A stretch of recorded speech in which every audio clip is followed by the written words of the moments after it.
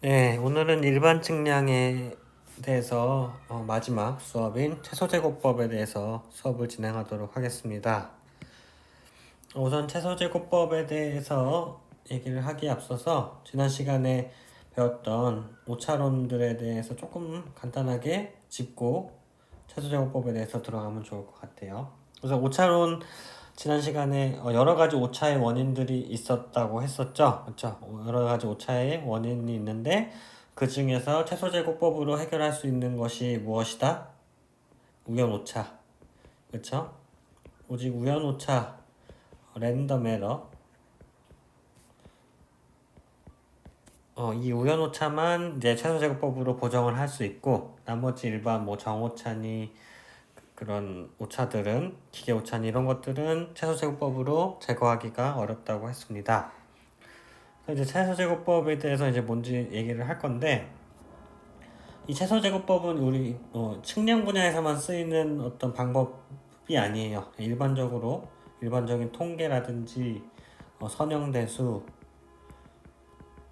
뭐 일반 수학 이런 다양한 분야에서 활용되는 오차를 최소화하는 그런 방법이 되겠습니다. 그래서 우리 오차론 배울 때 관측값이라는 걸 배웠었죠. 관측값 또는 측정값. 이 관측값이라는 걸 우리는 뭐 L이라고 표현을 합시다. 이 L이라는 관측값에는 항상 뭐가 포함되어 있다고 했죠? 오차, 그쵸? 이 관측값에는 항상 오차, 잔차가 있다고 했죠. 그래서 이 관측값과 잔차를 합한 것이 최확값이라고 우리는 일반적으로 얘기를 한다고 했었죠. 그래서 이 채소제곱법이라는 거는 어떤 것을 이제 관측을 한번 했어요. 근데 이 관측한 것을 최하값으로 만드는 과정에서 필요한 보정이 있겠죠. 오차. 이 오차를 최소화하는 보정. 이 보정을 바로 채소제곱법으로 한다. 그래서 관측값을 최하값으로 만드는 과정에서 그 잔차를 보정하는 방법 중에 하나가 채소제곱법이다. 채소제곱법 말고도 이 오차, 잔차를 제거하는 다른 방법들이 있어요. 근데 일반적으로 가장 쉽게 활용할 수 있는 방법이 이 채소제곱법이 되겠습니다. 한번 예를 들어 볼게요.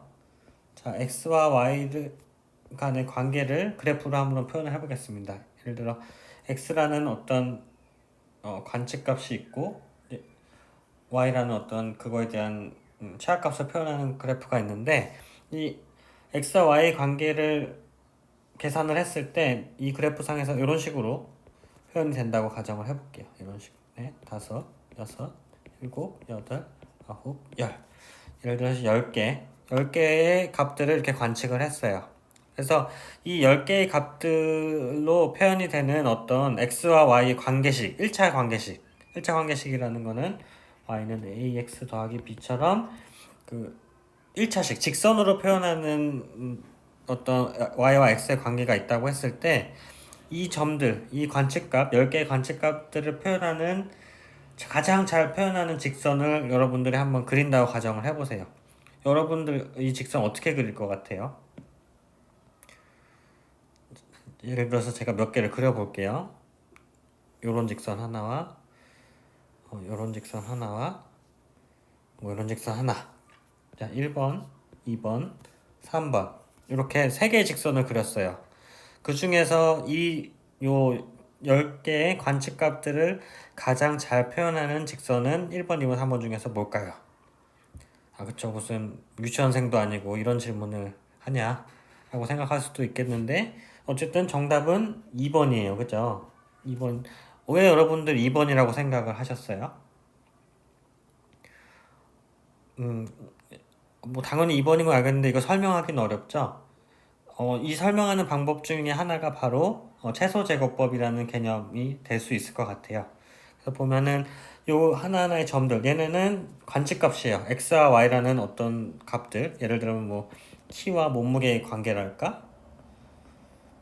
키와 몸무게가 이렇게 10개의 점으로 이렇게 10명을 관측을 한 거죠. 10명에 대한 키와 몸무게를 관측을 해서 걔를 그래프로 나타냈더니 2번에 잘 가깝다라는 거겠죠. 왜냐하면은 키가 커지면 커질수록 몸무게도 아무래도 늘 가능성이 높잖아요. 통계적으로 봤을 때. 그래서 그렇게 표현을 할 수가 있는데, 사실 이게 어떻게 2번이라는 그래프를 계산을 한 거냐면, 이 직선이라는 건 어떤 최악값 그래프라고 생각을 할 수 있고요. 그리고 이 하나하나의 점들은 아까 얘기한 대로 관측값이랬죠. 그리고 이 관측값과 이 직선과의 거리, 요 거리,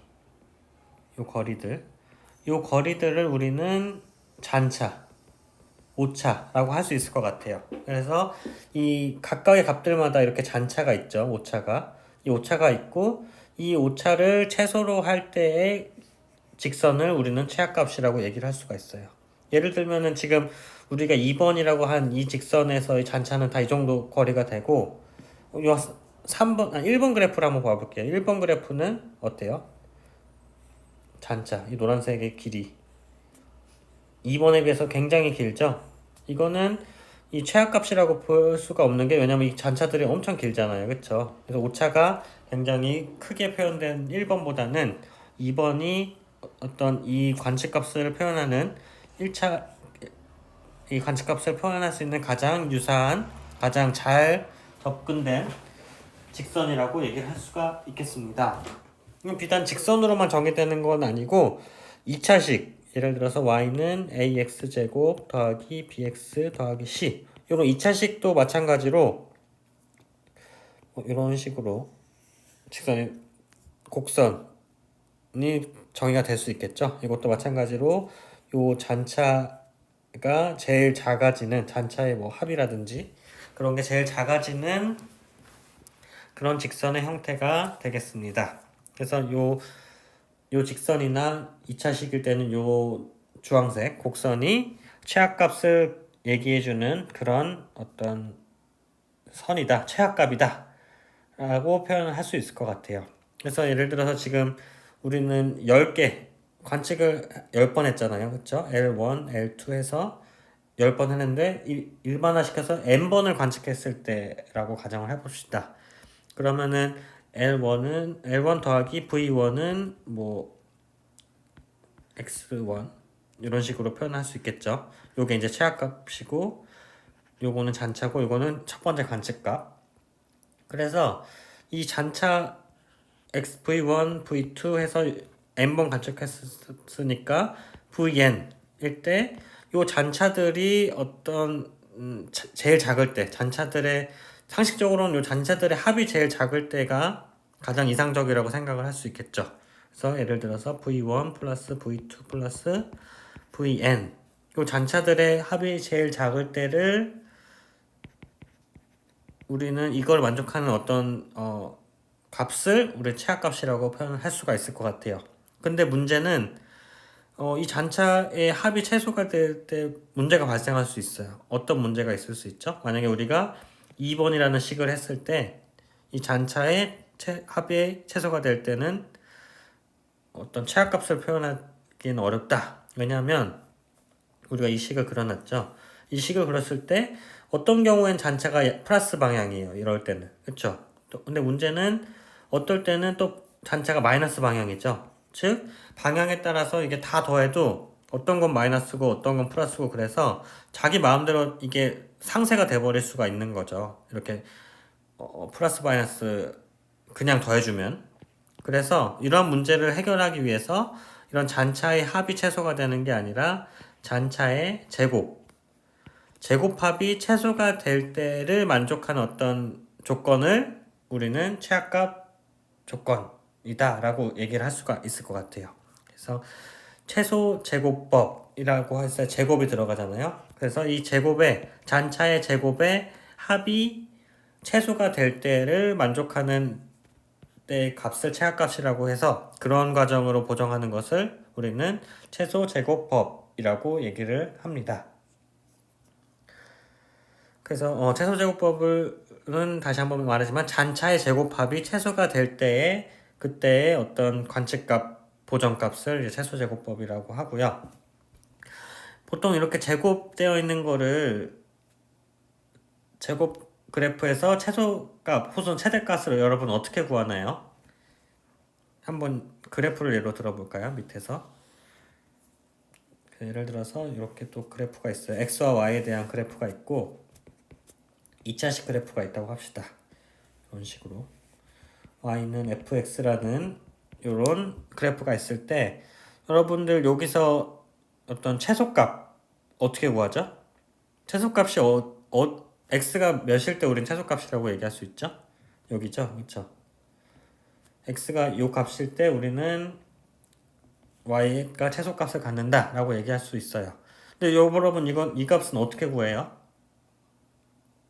그쵸? 미분 y 다시는 0일 때의 x 값이 우리는 이 y 그래프 y는 fx 그래프가 최소일 때의 위치예요. 그래서 이쪽 y 다시가 0보다 큰 쪽이고 이쪽은 그쵸? 기울기가 양수인 부분이고 여기는 기울기가 음수인 부분이고 마지막으로 y는 0일 때 y 다시는 0일 때 우리는 그때 x 값을 최소값이라고 그때 y 값을 우리는 최소 y 값이라고 할 수 있겠죠. 즉 이 과정이 뭐죠? y 다시라는 게 미분을 하는 거죠. 그래서 미분 값을 이용하면 우리는 최소값 제곱함수의 제곱값을 구할 수가 있고 특별히 이때는 이제 변수가 한 개, 지금은 이제 변수 한 개이지만 변수가 여러 개일 때는 이제 편미분이라는 용어는 뭐 어렵게 생각할 수도 있지만 그냥 어떤 하나의 변수에 대해서 미분을 했다라고 생각을 하면 될 거예요. 그래서 이 편미분 값이 0인 때의 어떤 x값, y값을 이용해서 우리는 최소제곱법의 잔차 값을 얻을 수가 있습니다. 그래서 표현을 하자면 아까 잔차식 v1 제곱 플러스 v2 제곱 플러스 vn 제곱 요게 이제 최소값이 돼야 된다고 했었잖아요. 요거를 뭐 이런 기호로 써볼게요. 이런 기호라고 썼을 때 요거를 각각 뭐 x면 x, y면 y 각각에 대한 편미분값 요 편미분값이 0이고 또 y에 대해서도 편미분한 값이 0이다. 그래서 요러한 두 조건을 만족시키는 식 1번과 2번을 최종적으로 연립해서 우리는 그 잔차 각각의 v1부터 vn까지를 직접 구할 수도 있고요. 아니면은 최화값들 x1부터 xn까지를 직접 구할 수도 있어요.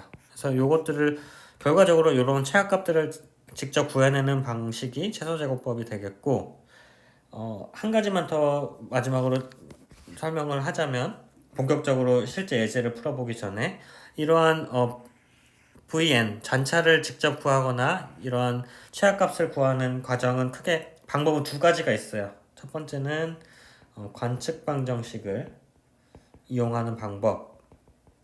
두 번째는 조건 방정식을 이용하는 방법. 관측 방정식을 이용하는 방법과 조건 방정식을 이용하는 방법 이렇게 두 가지로 나뉠 수가 있고요. 이 두 가지 중에 어떤 방법을 해도 결과는 동일하게 나오게 됩니다. 그래서 그래도 둘 다 어떻게 하면 되는지 알고 있으면 좋겠죠. 그래서 실질적으로 최소제곱법의 정의와 이 최소제곱법을 이용해서 최하값을 어떻게 구하는지에 대한 전반적인 설명은 이렇게 했고 또 이제 관측 방정식과 조건 방정식으로 어떻게 이런 최하값 혹은 잔차를 구하는지는 조금 더 이제 자세하게 얘기를 해보도록 하겠습니다. 자, 그럼 최소제곱법 내용을 PPT로 조금 더 살펴보도록 할게요. 측량에서 가장 보편적으로 사용되는 조정 방법이라고 했죠. 근데 측량뿐만 아니라 뭐 통계나 선형대수, 수학 등등 다양한 분야에서 활용되는 기법이라고 했어요. 그래서 최소제곱법의 원리가 뭐냐? 같은 정밀도로 측정된 측정값에서는 오차의 제곱의 합이 최소가 될 때 그때 최하값을 얻을 수 있다. 그쵸? 아까 그 설명한 내용 그대로죠. 그래서 최소제곱법에 적용되는 건 단지 우연오차만이라고 했죠. 과대오차나 정오차는 모두 이제 없고 우연오차만 있다고 가정을 하고, 그리고 조정과 측정값의 수는 충분히 많아야 돼요. 그러니까 측정값의 수가 실제 미지수보다 훨씬 많아야 이 최소제곱법이 효과적으로 계산이 될 수 있고요. 그리고 오차의 빈도 분포는 정규 분포, 즉 오차는 정규 분포 형태로 발생한다고 가정을 할 때 이 최소제곱법을 적용할 수 있다는 거죠. 이제 우연 오차만 있다는 얘기랑 이제 정규 분포를 가정한다는 얘기가 어떻게 보면은 일맥상통한다고 할 수 있을 것 같고요.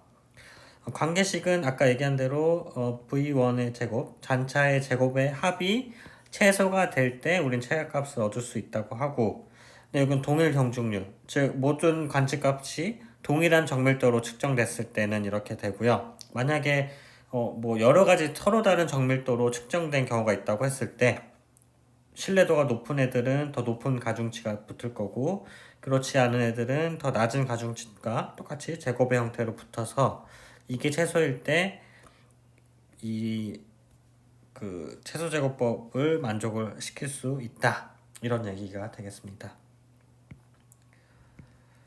그래서 최소제곱법을 계산하는 방법은 아까 말한 대로 두 가지라고 했죠. 관측 방정식을 구성하느냐 아니면 조건 방정식을 구성하느냐.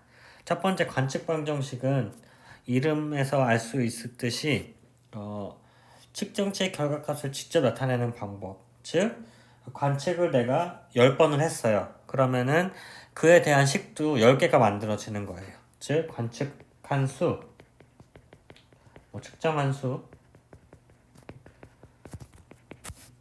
이 수와 이제 방정식의 개수가 동일하다 에서부터 시작을 해요. 그래서 내가 10번을 관측을 했어 다 가정하면 그에 대한 식도 10개가 나오는 거고요. 이러한 식, 이 방정식의 수는, 즉 관측한 관측의 수는 내가 궁금한 미지수보다는 더 많아야 돼요. 무조건 방정식 수가 미지수보다 많아야 최소제곱법의 계산이 되고요. 이 방정식 수와 미지수가 같으면은 어떻게 돼요? 그냥 그에 대한 해가 나오는 거죠. 방정식 수와 미지수가 동일하다. 그러면 여러분들 그 방정식 구성해서 방정식 풀어서 미지수 계산하는 것처럼 이 개수가 동일하면 그냥 일반식으로 방정식을 풀면 되는 거죠. 근데 방정식 수가 미지수보다 많을 때는 최소제곱법을 이용할 수가 있는 거죠. 그래서 여러 가지 계산 방법이 있다고 하고요. 두 번째로 조건 방정식은 뭐냐? 각 측정치의 기하학적인 조건을 만족시키는 최하값의 관계를 표시하는 방식. 최하값의 관계를 기하학적인 식으로 표현을 해야 돼요. 요거는 조건 방정식의 수는 미지수보다 적거나 같아야 돼요. 방정식 수는 미지수보다 적거나 같아야 한다. 그래야 계산이 된다. 조금 다르죠. 관측 방정식이랑 조건 방정식의 어떤 형태가 조금 다른데 어쨌든 두 방법 어떤 방법으로 풀든 결과는 동일하게 나오게 됩니다. 우선 관측 방정식부터 볼게요. 관측 방정식이라는 거는 아까 얘기한 대로 측정된 값을 직접 사용해서 실제로 측정한 수와 똑같은 동일한 수의 방정식이 생성이 되고요. 보통 방정식의 수가 미지수보다 많아야 되겠죠. 같으면은 최소제곱법이 아니라 그냥 일반 방정식 푸는 방식으로 계산을 하면 됩니다. 그래서 요 식을 예로 들게요. 요 식으로 보면은 내가 3번을 관측을 했네요. 그쵸? X라는 길이를 관측을 했고 Y라는 길이를 관측을 했고 그게 합쳐진 Z라는 길이를 관측을 했어요. 그럼 3번을 관측을 했죠. 3번 관측을 했으면 식이 몇 개가 나와야 되죠? 관측 방정식에서는 식이 3개가 나와야 되겠죠? 그래서 어떻게 관측이 3개 나오냐? 일단 이 x라는 식을 관측을 했으니까 이 x라는 관측값이 있고 이 관측값에는 항상 오차, 잔차가 있다고 그랬죠? 그래서 x라는 관측값에 잔차를 더한 게 이것은 최하값을 위에 햇으로 표현을 했네요. x 햇이다. 이게 1번 식이에요. 그냥 내가 관측한 그대로를 식으로 표현을 한 거죠. 그럼 y에 대한 식도 여러분들이 한번 구성을 해보겠어요? y라는 관측값과 그에 대한 잔차를 합쳤더니 최하값이 됐다. 2번. 3번은 z. 요 x와 y를 더한 길이네요. 이 z라는 것과 이거에 대한 잔차를 더했더니 z에 대한 관측값이 되었다. 이렇게 세 개가 식이 나오겠죠. 그럼 이렇게 식 세 개가 나오는데 이 식 세 개를 잔차를 기준으로 다시 바꿔볼게요. 즉 첫 번째 vx 이거를 이렇게 좌변을 잔차, 우변을 나머지로 정리를 한 거죠. 그래서 vx는 x 햇 빼기 x, vy는 y 햇 빼기 y 여기까지는 되고 요거 한번 해볼게요. vz는 일단은 vz는 z 햇 빼기 z 여기까지는 그냥 쉽게 되죠. 근데 z 햇은 뭐죠? z라는 것은 x와 y 합이죠.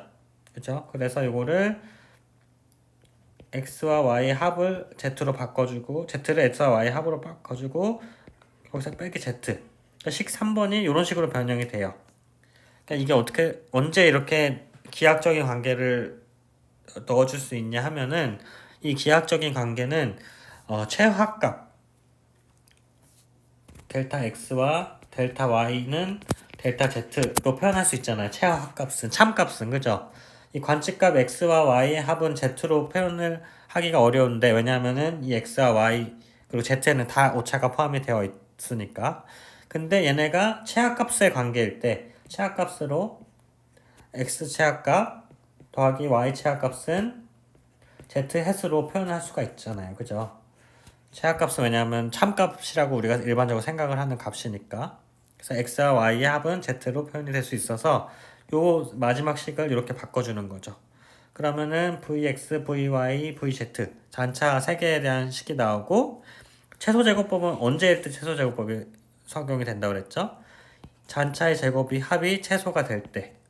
그래서 요게 이제 최소제곱법을 만족하는 식이 되고요.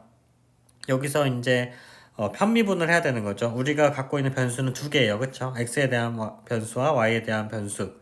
그래서 x 햇과 y 햇의 각각에 대해서 편미분을 해서 이 값이 0이어야 된다. 그래서 요거에 대한 1번식, 2번식 이렇게 식 두 개가 나와서 요걸 연립해서 결과적으로 x 햇, y 햇, z 햇, 즉 x, y, z에 대한 길이의 최하값을 구할 수가 있습니다. 이게 말로 보면은 약간 어려울 수 있는데 실제 문제, 다음 페이지에 있는 실제 문제를 보면은 여러분들이 쉽게 이해를 하실 수 있을 것 같아요. 네, 다음과 같은 문제가 있어요. 제가 이렇게 x, y 세 번 이렇게 측정을 했는데 세 번 측정한 값을 이제 다 이제 오차가 포함이 되어 있기 때문에 이것들을 최하값으로 바꿔봐라 라는 문제예요. 특히 관측감 방정식으로 풀어봐라. 자, 관측 방정식으로 한번 풀어볼게요. 자, 지금 우리가 3개 관측을 했죠. x라는 길이와 y라는 길이 그리고 이거의 합인 z라는 길이 이렇게 세 번 관측을 했어요. 관측 방정식은 관측한 횟수만큼 식이 만들어진다고 했죠. 자, 그럼 첫 번째 식을 먼저 해볼게요. x에 대한 식. x에 대한 식, x라는 관측값과 이거에 대한 잔차의 합이 x 햇이라고 했었죠. 그죠? 최하값. 이렇게 첫 번째 식이고 요거를 다시 써볼게요. 그래서 211.52m 더하기 v1은 x 햇 따라서 v1은 x 햇 빼기 211.52다. 단위는 일단 생략을 할게요. 이게 첫 번째 식이에요. 이제 두 번째 식도 여러분 쉽게 유도할 수 있겠죠. v2는 y 햇 빼기 220.10 이렇게 쓸 수 있을 것 같아요. 세 번째 식은 뭘까요? 세 번째 식은 v3는 z 햇 빼기 431.71m. 근데 z 햇이라는 건 어떻게 표현할 수가 있죠? 이 식 x 햇 더하기 y 햇을 z 햇으로 표현할 수 있죠. 이거는 일반적으로 우리가 알고 있는 기하학적인 관계니까 최하값으로 표현할 수가 있는 거예요. 그래서 보면은 x 햇 더하기 y 햇 빼기 431.71 이게 V3죠. 이게 3번식이에요. 이렇게 식 3개를 만들어 놓고 우리가 최소제곱법 공식 P라고 부르는데 요거는 어떻게 계산을 하냐? Vx의 제곱 더하기 V 1, 2, 3으로 했네요. 1의 제곱 더하기 V2의 제곱 더하기 V3의 제곱이 최소가 돼야 되는 거죠. 그죠? 요 잔차의 제곱의 합이 최소가 돼야 돼요. 요거 그대로 써볼게요. V1은 여기 있으니까 요거는 x 햇 빼기 211.52의 제곱 더하기 두 번째는 y 햇 빼기 220.10의 제곱 더하기 x 햇 더하기 y 햇 빼기 431.71의 제곱 요게 최소가 돼야 된다 라는 얘기죠. 그쵸? 이렇게 하려면은 이제 우리는 편미분을 해야 되는데 현재 식을 봤더니 x, y, x 햇, y 햇 이렇게 두 개에 대한 식만 있어요. 그쵸? 두 개에 대한 미지수가 두 개예요. 그쵸? 관측 방정식은 세 개인데 미지수는 x 햇, y 햇 두 개예요. z 햇은 x, y로 표현을 했으니까. 그래서 두 번째 중에 첫 번째인 x 햇에 대해서 편미분을 해볼게요. 첫 번째 식. x 햇에 대해서 이 p를 편미분을 하면 어떻게 하면 되죠? 어떻게 해요? 편미분. 요 전체를 x에 대해서만 편미분을 해봐요. 그러면은 요 부분은 뭐가 남아요? 요 앞에 제곱이 앞으로 튀어나가면서 2가 앞으로 튀어나가면서 x 해 빼기 211.52가 되죠. 얘는 어떻게 해요? 두 번째 행. 얘에서 x가 있나요? x가 없으니까 여기는 그냥 0이 될 거고요. 여기서 뭐가 남죠? 마찬가지로 앞에 2가 튀어나가고 x 해 더하기 y 해 빼기 431.71 요게 뭐가 돼야 돼요? 0이 돼야 되죠? 이게 첫 번째 조건이에요. 자, 두 번째 조건.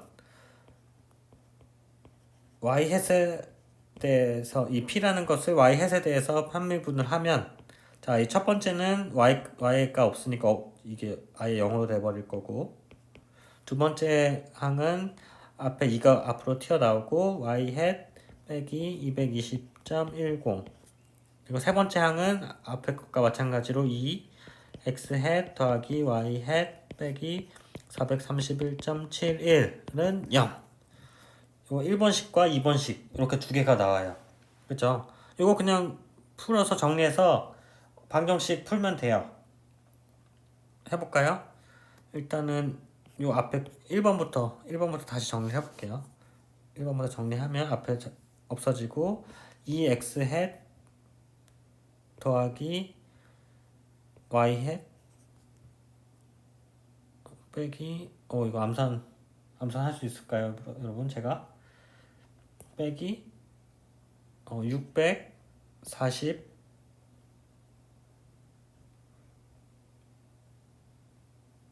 정지가 아닙니다. 233.23은 0. 이거 계산 틀리면은 안 되는데 다시 녹화해야 되는데 제발 맞기를 바라고. 자, 2번도 다시 계산해 볼게요. 2번도 계산해 보면 x 햇 앞에 2 없어지고 x 햇 더하기 2y 햇 빼기 651.81은 0. 저 1번과 2번씩 나오죠? 요 사이에다가 1번씩 곱하기 2를 써볼게요. 그러면 4x 햇 더하기 2y 햇 빼기 1286.46은 0. 그죠? 그래서 요거를 빼버리죠. 1번식에다 2 곱한 거에서 2번식을 빼버리면 3x 햇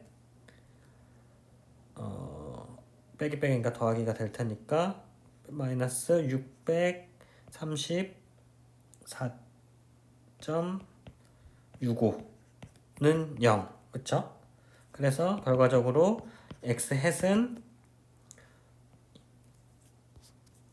211.55 211.55 네, 잘 풀었어요. 이거 맞는 답인 것 같아요.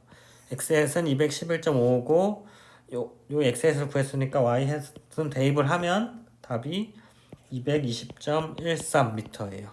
그래서 최종적으로 z햇은 이 두 개를 합한 게 되겠죠? z 합하니까 431.68m. 이렇게 세 개의 최악값, x 길이에 대한 최악값, y 길이에 대한 최악값, 이 둘의 합인 z 햇에 대한 최악값이 바로 나오게 됩니다. 이게 관측 방정식 풀이가 되겠습니다. 네, 다음은 조건 방정식입니다. 조건 방정식은 관측 방정식과는 다르게 직접적으로 관측값을 사용하지 않고 기하학적인 조건을 바로 식으로 만든 다음에 걔로부터 잔차를 구하는 그런 방식이에요. 그래서 조건 방정식의 총수는 미지수보다 적거나 같아야 됩니다. 그래서 아까 똑같은 예제예요. 똑같은 예제. x라는 길이와 y라는 길이 그리고 z라는 길이를 구했을 때 얘네들을 최악값으로 표현을 해보아라. 여기서는 이제 뭐 관측한 거에 대해서 하나하나 식을 만드는 게 아니라 바로 기하학적인 조건부터 쓰고 시작하면 되죠. 요 x, y, z의 관계는 어떤 관계가 있죠? 그쵸? x와 y의 합이 z죠. 근데 우리는 기하학적인 조건을 이렇게 쓰면 안 된다고 그랬어요. 요거 x, y, z는 관측값이잖아요. 이런 기하학적인 조건은 항상 최악값으로 우리가 참이라고 생각하는 그런 값으로 기하학적인 조건을 써야 된다고 했죠. 그래서 그냥 x 더하기 y는 z가 아니라 x 햇 더하기 y 햇은 z 햇 요걸로 표현을 해야 돼요. 그죠? 이렇게 표현을 하면 바로 그 다음에 이 x 햇이라는 게 뭐였죠? x와 그에 대한 잔차, y 햇도 마찬가지로 y와 y 햇에 대한 잔차, z도 마찬가지로 z라는 관측값과 그에 대한 잔차 요렇게 표현할 수가 있겠죠. 그래서 요렇게 해서 x, y, z는 이제 관측값이니까 어떤 숫자가 있을 거고 그래서 숫자를 대입을 하고 결과적으로 요 잔차들과의 관계 vx 더하기 vy 더하기 어떤 상수는 vz가 되겠죠.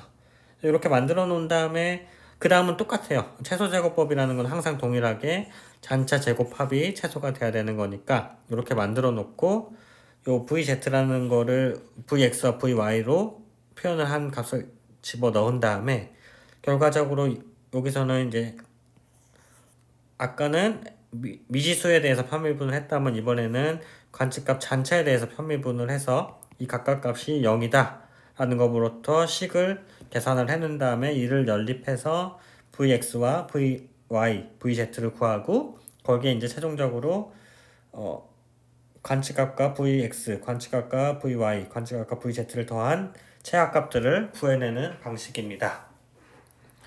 이것도 문제를 한번 풀어볼게요. 자, 똑같은 문제예요. 똑같은 문제인데 이번에는 2번 조건 방정식으로 풀어보아라. 자, 어떻게 하면 되죠? 조건 방정식은 일단 이름 그대로 기하학적인 조건을 먼저 자신 있게 쓰고 시작을 해보죠. 어떤 조건이 있죠? 이 그림에서 x와 y 합이 z다. 그렇죠? 이렇게 쓰면 되죠. 근데 이렇게 쓰면 안 된다고 그랬어요. 조건 방정식은 기하학적인 방정식은 항상 조건 방정식에서든 관측 방정식을 이용한 풀이에서든 최악값의 관계로 표현을 해야 된다고 했죠. 그래서 x 햇과 y 햇과 z 합은 z 햇이다. 그리고 이제 이거 가지고 식을 써주면 되죠. x 햇이라는 거는 x 플러스 v1, y 햇이라는 것은 y 플러스 v2는 z 플러스 v3 이렇게 표현을 할 수 있고 x 값은 211.52 플러스 v1 플러스 220.1 더하기 v2는 431.71 더하기 v3 우변은 v3만 남기고 나머지를 다 좌변으로 옮겨버리면 v3는 v1 더하기 v2 얘네 둘 더하면 431.53 빼기 6이죠. 6이 431.62 빼기 431.71이니까 마이너스 0.09 이렇게 되겠네요. V3는 V1 더하기 V2 빼기 0.09다. 이렇게 식을 만들어 놓고요. 다시 P라는 최소제곱법식, 항상 이제 이런 식을 만들어 놓으면 최소제곱법의 식으로 돌아가게 됩니다. 그럼 얘는 어떻게 되냐? V1의 제곱 더하기 V2의 제곱 더하기 V3의 제곱이 최소가 되어야 된다고 했죠. 근데 V3는 V1과 V2로 표현할 수가 있네요. 다시 V1의 제곱 더하기 V2의 제곱 더하기 V1 더하기 V2 빼기 0.09의 제곱이 최소가 돼야 된다. 그죠? 여기서 이제 미지수는 V1과 V2 이렇게 두 개만 있어요. 이 두 개의 미지수를 가지고 각각 편미분을 하는 거죠. 첫 번째 V1에 대해서 이 P를 편미분을 하면 요거는 2V1 더하기 두 번째 항은 0이 되고 세 번째 항은 2V1 더하기 V2 빼기 0.09는 0 이렇게 돼야 되죠. 자, 요게 첫 번째고 두 번째 V2도 편미분을 해버리면 첫 번째 항은 0이 되고 두 번째 항은 2V2 더하기 2V1 더하기 V2 빼기 0.09는 0이 됩니다. 그죠? 1번식과 2번식을 연립을 하면 되겠죠? 1번식 2 없애고 2번식도 2 없애고 1번식을 다시 써보면 2V1 더하기 V2 빼기 0.09는 0이 되겠고요. 2번식도 V2 V1을 먼저 써버릴게요. 앞에 V1 더하기 2V2 빼기 0.09는 0 그쵸? 이렇게 두 개가 돼 있고 이번에도 마찬가지로 1번씩 곱하기 2를 요 사이에 써볼게요. 그러면은 4V1 더하기 2V2 빼기 0.18은 0이 되겠네요. 요 두 개를 빼버립시다. 그럼 3V1 빼기 0.09는 0이 돼요. 결과적으로 V1은 0.03 이렇게 되겠죠. 그렇죠? 그러면 V1이 0.03이니까 여기다 대입을 해버리면은 V2는 마찬가지로 0.03이 되겠네요. 맞죠? 마지막으로 V3는 요게 있잖아요. 그죠? 여기 있어. V1 더하기 V2 빼기 0.09니까 마이너스 0.03이 되겠어요. 그죠? 이렇게 세 개를 구했어요. V1, V2, V3를 구하면 이제 요거를 최악값 좀 작게 해볼까요? 최악값 요거를 다시 계산해주면 될 것 같아요. 그쵸? 자, x햇은 x 플러스 v1이니까 x가 아까 뭐였죠? 211.52m 더하기 0.03m는 211.55m 그죠? y햇은 마찬가지로 y 더하기 v2니까 여기다 0.03 더해주면 되죠? 그러면 220.13m가 되고요. 마지막으로 z햇은 요 x햇과 y햇을 더해줘 그냥 더한 값 431.68m 다 더해도 되고요. 아니면은 요 식에 대입해도 돼요. z라는 값이 431.71에다가 빼기 0.03을 해보면 431.68m가 됩니다. 네, 정확하게 일치하는 것을 알 수 있죠.